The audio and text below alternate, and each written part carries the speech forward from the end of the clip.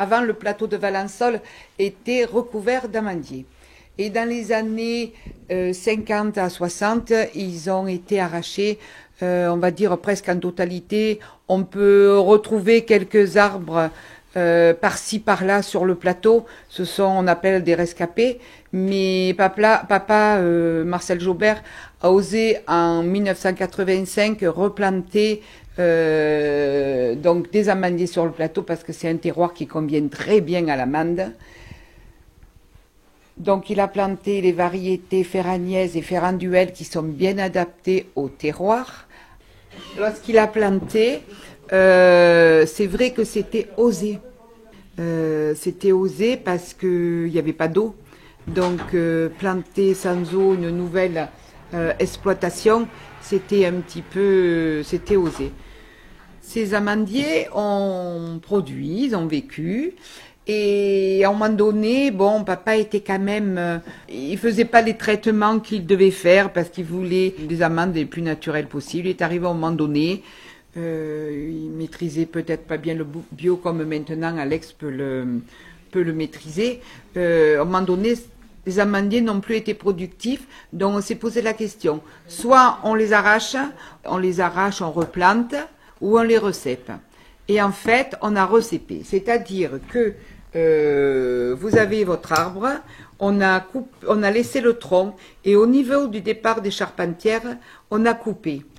Et là, vous allez vous rendre compte, donc ils ont repoussé en fait cette plantation. Il y a eu une rénovation de la plantation. Déjà, c'est un beau métier. Comme disait ma maman, il faut être passionné pour le faire parce que moi, ce qui me passionne dans ce métier, déjà, c'est d'être au contact de la nature tous les jours. Quand on se lève, qu'on est sur notre plateau, moi personnellement, je trouve ça magnifique, quoi. On est au milieu des arbres, au milieu des lavandes. On a les montagnes autour, on a du soleil peut-être 320 jours dans l'année. Moi je trouve que le cadre de vie il est exceptionnel. Donc après, ce qui fait aussi une particularité, c'est que on fait les choses comme on en a envie, quoi. Donc nous on est dans une optique bio, donc ça veut dire que justement on va être dans beaucoup de recherches techniques, on fait beaucoup d'essais au niveau de nos cultures pour voir un petit peu ce qui marche pas. On travaille beaucoup en semi-direct. Donc, et puis du coup, c'est vrai que ça on le verra dans les champs. Mais si vous voulez, on travaille en couvert permanent au niveau du sol, donc dans lequel on fait pâturer nos brebis, donc ce qui nous permet donc de faire une fauche, d'entretenir le verger, faire une restitution avec les merdes des brebis, donc un apport azoté. Donc ça en fait, on imbrique plusieurs systèmes de culture et moi je trouve ça passionnant, quoi. Moi, j'ai fait l'école de mon papa, donc j'ai suivi, voilà. Et Alex va vous dire. Mais moi j'avais fait un bac S à Manosque et du coup après je suis allé faire un DUT génie thermique et énergie à Marseille. J'avais travaillé un peu chez EDF Énergie Nouvelle où je faisais les designs des centrales photovoltaïques. Et au bout de 6 mois, j'ai voulu travailler pour moi et reprendre l'exploitation. Et du coup, je suis allé faire un BTS agricole à Carmejeanne et après, je me suis installé en 2012. Et ensuite, toutes tes formations pour le bio. Il faut savoir que bon, papa a conduit du mieux qu'il pouvait. Il a planté tout ce qu'il a pu planter sur notre exploitation. Ça vient donc de lui. Moi, j'ai suivi, voilà. Mais par contre, je suis seule comme fille, j'ai qu'un fils. Je n'ai jamais poussé mon fils à faire ce qu'il fait. Parce que c'est un très beau métier, mais il est très dur. Donc, il faut bien que ça vienne de soi. Il faut en avoir la passion, comme je vous disais à peine, pour arriver à passer tous les problèmes, parce qu'il y a aussi des problèmes. Hein, comme je vous disais, la sécheresse, la grêle, Tout ce qu'on maîtrise pas, quoi. voilà, tout ce qu'on maîtrise pas. Si vous n'êtes pas passionné, vous pouvez pas le faire. Donc, il a vraiment repris l'exploitation et fait vraiment ce métier parce que Parce que j'en ai envie.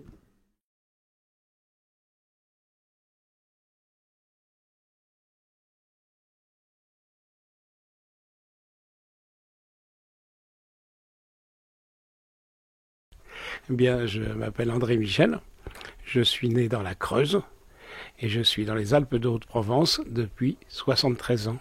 De mon métier, j'étais photographe. Un jour, j'ai rencontré les oliviers, une grande passion. J'ai lâché très doucement la photo et puis je me suis mis uniquement à l'oléiculture. Et aujourd'hui, j'ai 73 ans. Je continue l'oléiculture avec 1200 pieds d'oliviers. Quand j'ai acheté cette maison, j'étais encore photographe et il y avait sur cette propriété 48 oliviers. J'ai demandé qu'on me montre comment on les taille à une première personne. J'ai rien compris. À une deuxième personne, je n'avais toujours pas compris. À la troisième, je n'avais toujours pas compris. Et j'ai été voir un de mes amis qui était le président de la chambre d'agriculture. Et je lui ai dit, Dédé, dis-moi comment on doit faire. Et il m'a dit, tu sais écrire? J'ai répondu oui. Il m'a dit, tu as été à l'école pour apprendre à écrire? Je lui ai répondu oui. Il dit, si tu veux savoir comment on travaille les oliviers, va à l'école. C'est ce que j'ai fait. Eh bien, l'oléiculture, c'est un travail de 3 mois par an, puisque la grande période, c'est la taille 2 mois, la récolte 1 mois. Mais pour vivre de l'oléiculture, c'est à peu près impossible. Ceux qui ont des oliviers en tant qu'agriculteurs, c'est une partie de l'année, puisque pendant 3 mois, ils s'occupent de leurs oliviers, et pendant le restant, ils s'occupent des pommes, ils s'occupent des céréales. Moi, j'ai continué à faire de la photo, ce qui me faisait un petit peu le complément, et puis j'ai rentabilisé l'entreprise en faisant tout, c'est-à-dire que je taille, je travaille les oliviers, je récolte, j'ai des olives, je porte mes olives dans un moulin moderne, mais j'ai dans la ville de Forcalquier un moulin qui s'appelle le moulin de Gouvans, qui est un moulin du Moyen-Âge, et pendant 2 mois d'été, je vends mon huile. Dans cette profession, il y a d'abord tellement peu de professionnels. On doit être 20 professionnels dans le département, c'est-à-dire des gens qui ont des revenus par l'oléiculture. L'oléiculture dans les Alpes de Haute-Provence, c'est une oléiculture menée par des retraités. On a hérité de 100 pieds d'olivier ou de 50 ou de 20 du papa. On travaille comme le papa faisait, et le papa il travaillait comme le grand-père faisait, etc. Donc complètement en retard. Mais voilà ce que c'est. Donc il y a peu de professionnels. Et ensuite, comme tous les métiers, le travail se fait un peu en fonction de la taille de l'exploitation. Celui qui aura 10 000 oliviers ne travaillera pas comme celui qui en a 1000. Celui qui en a 1000 ne travaillera pas du tout comme celui qui en a 50.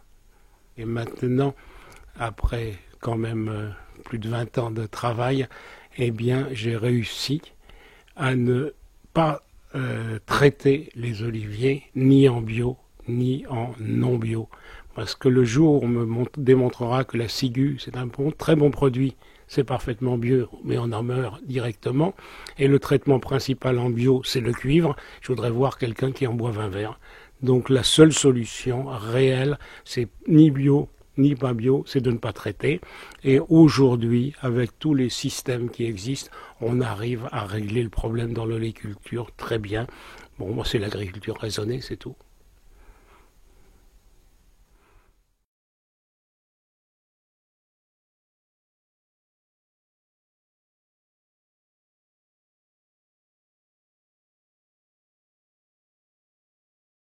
J'étais pas parti pour faire ce genre de boulot parce que moi j'ai un master de géographie à la base. Et donc je pensais que j'allais finir à faire de la recherche à droite à gauche, ce qui n'a pas été le cas. Et donc du coup j'ai toujours travaillé avec mon père sur la ferme. Ce qui fait qu'on peut dire que c'est un héritage, mais quelque chose aussi d'un peu nouveau. Enfin, j'étais pas destiné à faire ça au début. Bah, de toute façon, ça n'existe pas le matériel pour récolter le safran. Alors, il existe du matériel pour planter les bulbes. Là, on a réussi quand même à faire des choses en attelant des outils spécifiques derrière des tracteurs, mais ça se fait que sur des énormes parcelles. Il y en a au Maroc, il y en a en Grèce, mais ici très peu. Ici, on en est encore limite à la plantation, ça se fait énormément manuellement, et l'arrachage, c'est surtout l'arrachage des bulbes, donc qui se fait à partir de juin, qui peut éventuellement se faire avec une arracheuse de patates, par exemple. Moi, je connais des gens qui ont ça pour arracher leurs bulles, mais sinon, il n'existe pas d'outils pour récolter le safran. Moi, j'essaie de travailler avec des outils qui sont plus ou moins manuels, sans avoir trop de moteur et de bruit. Bon, j'ai un tout petit tracteur, j'ai quand même un petit broyeur de végétaux par exemple, donc dès que je fais des coupes ou de la taille, je broie. Sinon, le reste, voilà, c'est grelinette, tronçonneuse et broussailleuse. C'est pas vraiment, ouais, ça fait partie du jeu. Les dégâts qu'on peut avoir sur les cultures. Alors après, bon, ben, on peut s'en prémunir en mettant des clôtures. La clôture que vous voyez derrière, bon, ça ne m'a pas empêché d'avoir la parcelle pratiquement retournée il y a 2 ans. Mais suite au passage sanglier, j'ai quand même produit 6000 fleurs de plus sur la parcelle. Donc quelque part, même en ayant des dégâts au début, ça a été bénéfique derrière. Bon, après, c'est tout un débat. Si on regarde les oliviers, par exemple, moi je trouve qu'il y a beaucoup trop de maladies aujourd'hui, comme dans la plupart je dirais des activités, que ce soit l'apiculture ou tout ce que je pratique. Si je regarde un bouquin, il faut presque avoir maths sup, maths spé et faire l'ENA pour être super compétent, et on cherche à être plus fort que ce qui arrive, alors que la monoculture ou le fait d'avoir 10 fois trop d'oliviers, 10 fois trop de safran, 10 fois trop de ruches à un endroit, c'est ça qui crée des problèmes. Donc après voilà, les petits dégâts de gibier, c'est pas très grave, ça fait partie du jeu. Vouloir absolument être le plus fort et savoir tout ce qui se passe dans une ruche ou sur du safran, des oliviers, non. Alors,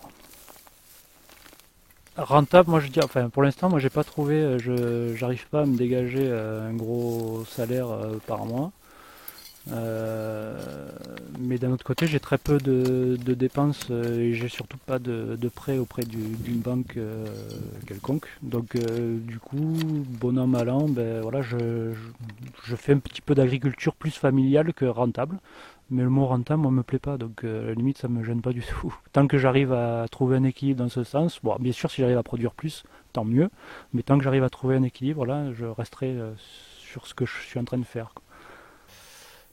Je sais pas si c'est moi qui suis en voie de disparition ou si c'est les agriculteurs à côté qui sont sur une pente pas certaine. On parle beaucoup du gasoil, de la pollution. Les gens qui ont des grandes surfaces sont forcément... Enfin, je veux dire, voir un homme qui mène 150 à 200 hectares, c'est pas normal. Donc forcément, il est obligé d'utiliser des produits, d'utiliser des cuves, du matériel. Alors, est-ce que c'est moi, avec mon petit matériel qui fait pas grand-chose, qui suis sur une pente descendante, ou les autres? Moi, je me pose la question. Je peux pas répondre aujourd'hui. J'espère que c'est eux plus que moi. Mais enfin, moi, j'ai pas de souci là-dessus. Par rapport aux gens qui viennent me voir, moi, je suis très très bien perçu. Les gens sont très contents de pouvoir regarder les parcelles, qu'on puisse leur expliquer. Voilà. Après, si je vais dans un congrès de la FDSEA, je suis pas à ma place, quoi. Sans pour autant critiquer ce qu'ils font les autres. Moi, je fais mon petit truc et voilà.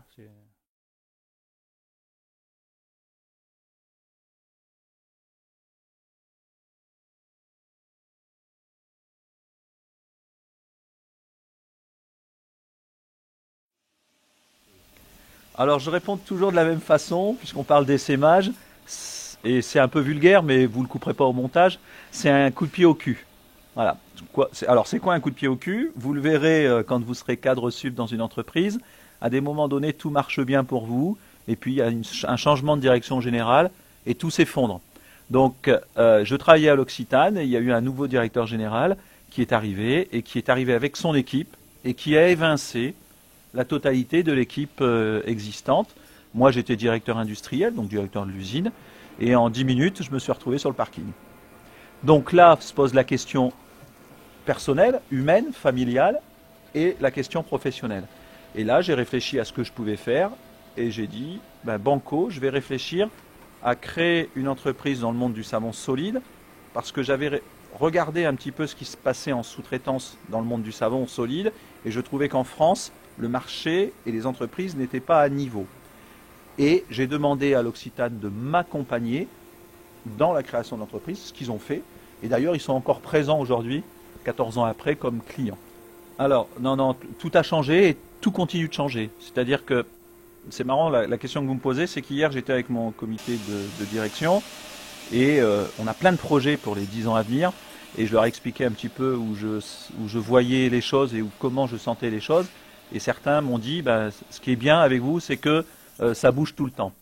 En 14 ans, on a fait 3 bâtiments différents, on a construit ces 2 usines dans lesquelles vous êtes entièrement neuves, on a créé 2 autres structures et en 2014, alors qu'on était plutôt sur un rythme de croisière tranquille, on a embauché une 40aine de personnes en l'espace de quelques mois et on a scellé un accord avec le groupe L'Occitane pour fabriquer tous leurs savons et on a décidé ça en l'espace de quelques jours avec la direction générale de L'Occitane.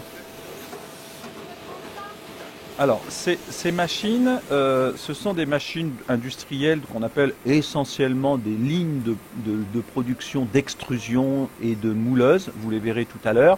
C'est un métier ce sont des machines et un métier que l'on pourrait retrouver dans certaines industries alimentaires, comme le beurre, comme tout ce qui est moulé, façonné. L'historique de ces machines, elles sont d'origine allemande au départ. Et là, je parle plutôt des années 70. Elles ont été ensuite fabriquées en Italie pour des problèmes de coût.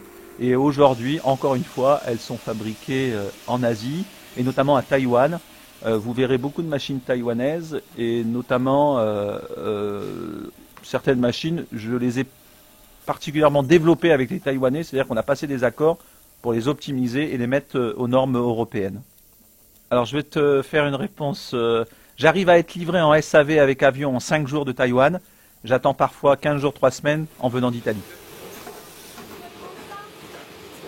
Alors, vous avez compris, que la matière première principale, le bondillon de savon, n'était pas fait en Provence, n'était pas fait en France, n'était pas fait en Europe. Par contre, on essaie d'utiliser les extraits de plantes le plus souvent possible venant de la région. On a un partenaire qui s'appelle IUS Labo à Oraison, donc à une dizaine de kilomètres d'ici, qui nous prépare les extraits hydroglycérinés, hydroaqueux, etc., qui rentrent dans la formulation du savon. La fleur de lavande et de lavandin, on la prend à 15 km d'ici, sur le plateau de Valençay. Et tous les parfums, même si c'est un peu plus éloigné, on est sur le pays grassois, puisque c'est le terreau historique des parfums et des parfumeurs.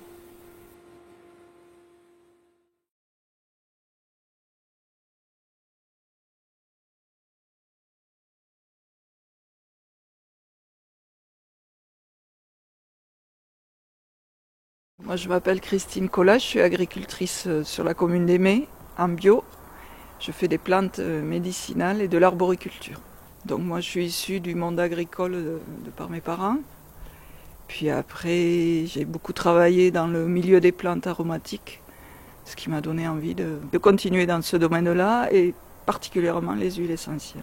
Donc ce matin, on va distiller du pin sylvestre, qui est un arbre que l'on trouve ici en quantité. Donc je vais vous montrer à quoi ça ressemble botaniquement. Et il y a 3 semaines de ça, on a coupé l'arbre. On a pris juste les rameaux terminaux. Là, on les broie et après, on va les distiller. Je travaille donc avec Michel, qui est mon conjoint, et Pierre, ici présent, qui m'aide à cueillir et à faire les distillations.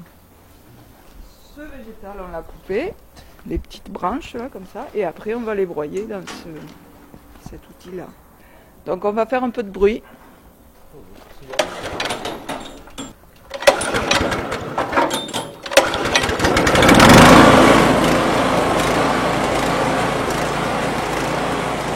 Moi je me suis installée en 2005, d'abord je suis une femme, donc ça a paru un peu bizarre qu'une femme s'installe en agriculture, on n'est pas encore dans les mentalités agricoles et c'est souvent les hommes qui s'installent et pas les femmes. Après, deuxièmement, je me suis installée en bio, donc partout à côté c'est des conventionnels comme on appelle, le traitement chimique et tout ça. Donc ça a paru encore plus bizarre et après j'ai fait de la vente directe. Alors là, ils ne comprenaient pas trop et puis maintenant les mentalités ont changé. Mes voisins sont très sympas avec moi quand j'ai besoin de matériel ou quoi que ce soit, ils sont là. Je vois que maintenant il faut aussi de la vente directe dans les vergers. Évolution. Après, moi je suis syndiquée à la Confédération paysanne parce qu'ils défendent des agricultures comme moi, C'est-à-dire qu'on est des tout petits agriculteurs, on n'a que 6 hectares de terre. Enfin, on travaille de notre... voilà, on gagne notre vie par notre travail et pas par des subventions. C'est ce qui fait la différence. Donc ça, c'est la cuve où on met les plantes. Et ça, c'est une cuve où il y a de l'eau dedans pour refroidir. Cette cuve-là, il y a un panier au fond. On remplit de plantes. Là-bas, c'est une chaudière. On fait monter de l'eau en vapeur. La vapeur traverse les plantes. La vapeur passe dans ce tuyau et ici, elle est refroidie. Et le fait d'être refroidie, quand elle sort là, dans les essentiels, il y a séparation de l'hydrolat et de l'huile essentielle. L'huile essentielle flotte et l'hydrolat est en dessous. On va lancer la distillation. Donc on va fermer le couvercle et lancer la chaudière qui va produire la vapeur.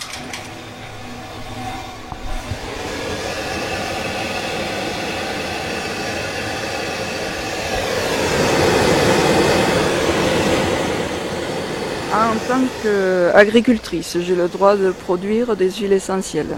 Après, au niveau législatif, je n'ai pas le droit de les conseiller, c'est réservé au corps médical. Donc je peux vous dire à peu près qu'on les utilise pour le pain sylvestre, on l'utilise pour tout ce qui est respiratoire. Voilà, on fait soit un massage, soit une inhalation. Je n'en dirai pas plus. On est très contrôlé là depuis quelques années et on n'a vraiment pas le droit de dire à quoi ça sert. Droit de vendre, droit de montrer des livres où est-ce qu'il y a des professionnels qui les conseillent, mais pas droit de conseiller. Donc c'était très difficile finalement.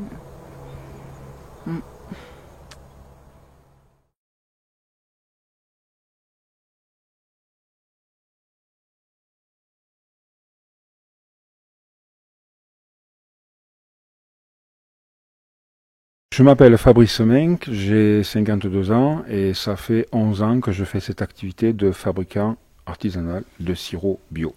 Dans mon passé, j'ai travaillé dans l'industrie agroalimentaire et après différents postes, j'ai eu envie de me lancer à mon compte.